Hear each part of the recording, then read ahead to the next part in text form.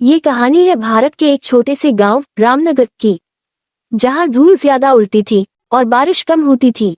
वहीं रहता था एक गरीब किसान गोपाला। गोपाला के पास जमीन तो थी, पर वो जमीन उसकी हालत की तरह सूखी थी। पत्नी सावित्री, बूढ़े पिता और 2 छोटे बच्चे, यही उसका संसार था। हर सुबह सूरज के साथ उठता, टूटी खटिया से झाड़ झाड़ कर उठता और आसमान की तरफ देखकर कहता, हे भगवान, आज कुछ बरसा दे, खेत प्यासी है, मैं भी। लेकिन आसमान जैसे नाराज था। 4 साल से बारिश ठीक से नहीं हुई थी। फसल बार बार सूख जाती और गोपाला का कर्ज बढ़ता चला जाता। गांव के कई किसान तो अपनी जमीन बेचकर शहर चले गए थे।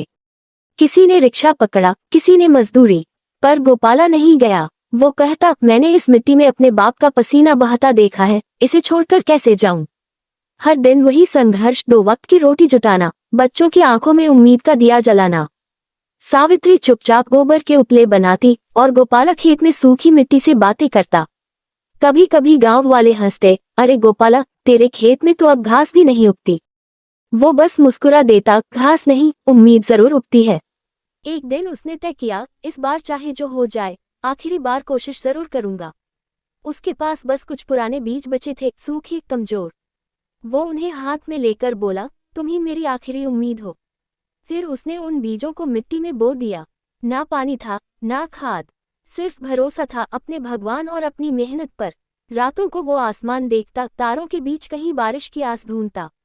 सावित्री कहती, गोपाला, अब छोड़ भी दे ये जमीन। वो मुस्कुराकर जवाब देता, सावित्री, जमीन छोड़ दूंगा तो मैं किस चीज का किसान रहूंगा। दिन बीतते गए, बीज चुप थे, मिट्टी भी शांत, लेकिन गोपाला ने उम्मीद नहीं छोड़ी।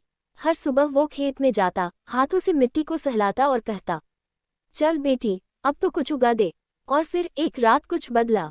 आसमान में बादल घिर आए, बिजली चमकी और पहली बूंदें गिरी। गोपाला झोपड़ी से भागता हुआ खेत पहुंचा। बारिश की हर बूंद जैसे भगवान की कृपा लग रही थी। वो मिट्टी में बैठ गया, आंखों से आंसू और बारिश की बूंदें मिल गईं। उसने कहा, भगवान, तूने देर की, पर सही वक्त पर की। कुछ हफ्तों बाद हरी हरी फसलें उग गईं। बच्चे खेत में खेल रहे थे, सावित्री मुस्कुरा रही